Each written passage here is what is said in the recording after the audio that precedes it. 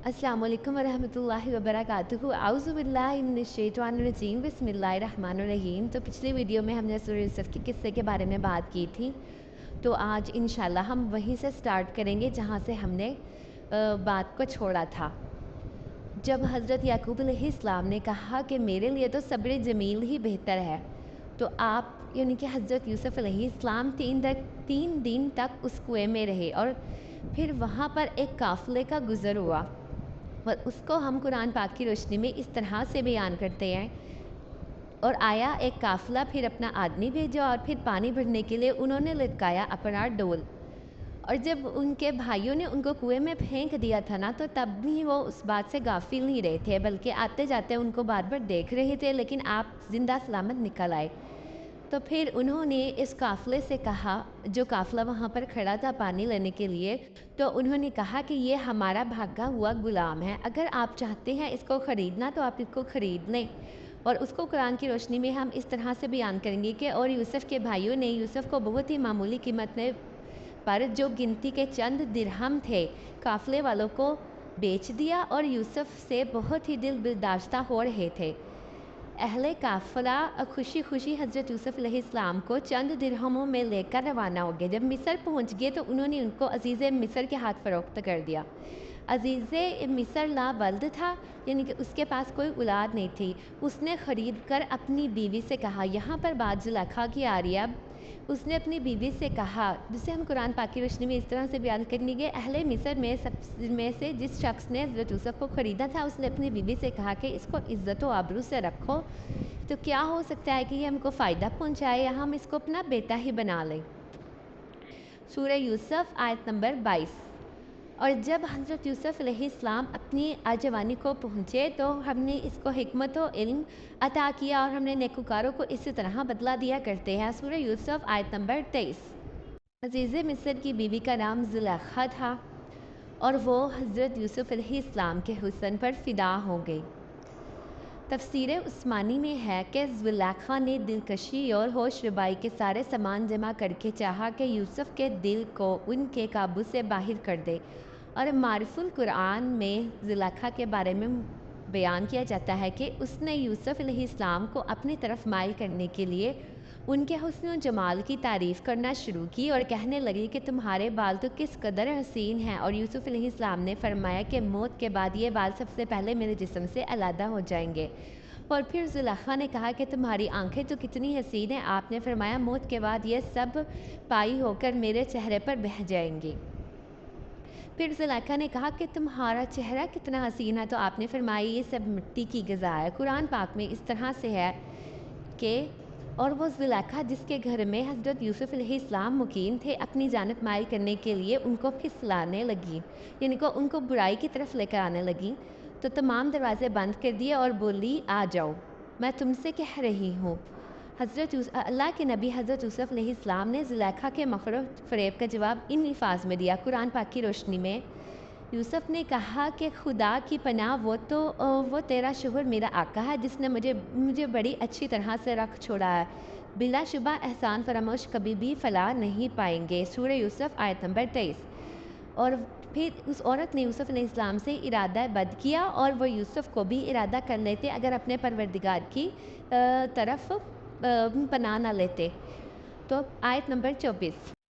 अल्लाह ताला की तरफ से हज़रत यूसुफ अलैहिस्सलाम भाग खड़े हुए और जो दरवाज़े उनके लिए बंद थे वो अल्लाह की तरफ से उनके लिए दरवाज़े खुल गए। और जब हज़रत यूसुफ अलैहिस्सलाम भाग रहे थे तो उनके पीछे अजीज़ मिस्र की बीवी भी भाग रही थी। तो इसी तरह से जब ये दोनों भागे दरवाज़े के करीब पहुँचे तो वहाँ पर इन्होंने अजीज़ मिस्र को पाया। तो वो क्योंकि औरत ज़ात थी, वो लड़खड़ा कर गिर पड़ी।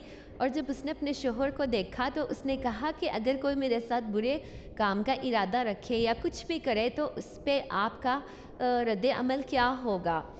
या तो फिर उसको ऐसी कोई जिस्मानी सज़ा दी जाए जो कि वो हमेशा याद रखे, या फिर उसको उम्र कैद की सज़ा दी जाए।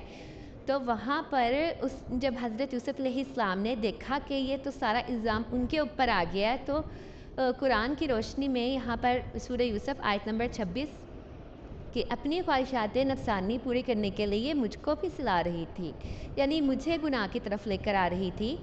तो फिर ये ताज्जुब की बात है कि अल्लाह ताला ने अपने बरगज़ीदा और नेककारों बंदे यानी कि हज़रत यूसुफ़ अलैहिस्सलाम की सफाई इस हैरत अंगेज़ तरीके से करवाई कि अज़ीज़ मिस्र के ख़ानदान का बच्चा भी बोल पड़ा, ये सब तेरी बीवी की शरारत है। और ना सिर्फ इस बात पर इत्तफ़ाक़ किया कि बल्कि दानिशमंदी से ये बात भी कही कि अगर यूसुफ़ अलैहिस्सलाम का कुर्ता आगे से फटा हो तो औरत सच्ची है, और अगर यूसुफ़ अलैहिस्सलाम झूठा है, और अगर कुर्ता पीछे से फटा हो तो वो औरत झूठी है और यूसुफ़ सच्चा है। शीरख्वार बच्चे की दानिशमंद बात सुनकर अज़ीज़ मिस्र ने यूसुफ़ का कुर्ता देखा तो वाकई कुर्ता तो पीछे से फटा हुआ था। फिर उसके बाद जब अज़ीज़ मिस्र ने यूसुफ़ का कुर्ता पीछे से फटा हुआ देखा तो बीवी से कहने लगा, ये तुम औरतों की ही फ़रेबकारी है, बेशक तुम्हारा जो मकर है वो बहुत बड़ा खौफनाक है। सूरह यूसुफ़ आयत नंबर 28। और फिर हज़रत यूसुफ़ अलैहिस्सलाम इस वाक़ये को नज़रअंदाज कर दे। उन्होंने अज़ीज़ मिस्र ने कहा कि मतलब यूसुफ़ तो इस वाक़ये को नज़रअंदाज कर दे, और अपनी औरत से कहा, ए औरत तू अपने गुनाह की माफ़ी मांग, तू तो ख़ताओं में से ही है, मतलब ख़ताकारों में से है कि तूने इतनी बड़ी ख़ता की है। जब ज़ुलेखा की बात का तज़किरा होने लगा हर जगह कि उसने एक ग़ुलाम को किसलाया है, तो उसके बारे में औरतें बातें करने लगीं। तो फिर ज़ुलेखा ने उन सब औरतों को अपने घर शाम की दावत में बुलाया, उनको दावत दी, और जब वो औरतें आई और तो फिर हज़रत यूसुफ़ अलैहिस्सलाम को कहा कि इन औरतों के सामने आओ। तो हज़रत यूसुफ़ अलैहिस्सलाम उनके सामने आए, तो हज़रत यूसुफ़ अलैहिस्सलाम का इतना ज़्यादा हुस्न देखकर वो उन पे फ़िदा हो गई, और उन्होंने फलों की जगह अपनी उंगलियां काट ली, और उनके दिल से उनके मुंह से ये अल्फ़ाज़ निकले कि ये तो कितना खूबसूरत है। तो उन्होंने अपनी फल काटने के बजाय अपनी उंगलियां काट डाली। और फिर इस वाक़ये का जो चर्चा है वो हम दिन ब दिन बढ़ता ही गया, लोगों में ये बात बहुत ज़्यादा फैल गई थी। तो अज़ीज़ मिस्र ने फिर ये ख़्याल किया कि इस वाक़ये को ठंडा करने के लिए, इस बात को ख़त्म करने के लिए कुछ टाइम के लिए तो हज़रत यूसुफ़ अलैहिस्सलाम को जेल में भेज दिया जाए। और जब हज़रत यूसुफ़ अलैहिस्सलाम को जेल पहुँचे तो वहाँ पर इसी ज़माने में शाह मिस्र रियान बिन वलीद के दो मुलाजिम, एक शाह बावर्ची और दूसरा साकी, जेल खाने में पहुँचे। दोनों पर ये इल्ज़ाम था कि बादशाह को हलाक करने के लिए उन्होंने जहर दिया है। इन दोनों का मुकदमा ज़ेर समाअत था। तो वो वहाँ पर हज़रत यूसुफ़ अलैहिस्सलाम को मिले। उन दोनों ने जेल में कदम रखते ही हज़रत यूसुफ़ अलैहिस्सलाम की इबादत और रियाज़त और कैदियों के साथ हुस्न सलूक का जो मतलब चर्चा था वो उन्होंने सुना था। और फिर अल्लाह ताला ने आपको ख्वाबों की ताबीर का भी जो एक वो भी अता फ़रमाया था कि आप ख्वाब की ताबीर बता सकते थे। एक रोज़ ये दोनों भी एक ख्वाब की ताबीर के सिलसिले में आप अलैहिस्सलाम की तरफ, हज़रत यूसुफ़ अलैहिस्सलाम की तरफ हाज़िर हुए और अपने ख्वाब बयान करके इनकी ताबीर बताने की दरख्वास्त की। चनाचे आपने उनको ताबीर से आगाह किया। तो उन दोनों साथियों ने हज़रत यूसुफ़ अलैहिस्सलाम से अपने ख्वाब की ताबीर पूछी। तो उनमें से एक ने कहा कि मैं अपने आप को ख्वाब में देखता हूँ कि शराब निचोड़ रहा हूँ, और दूसरे ने कहा कि मैं अपने आप को इस तरह देखता हूँ कि अपने सर पे रोटियाँ लिए जा रहा हूँ और उनमें से परिंदे खा रहे हैं।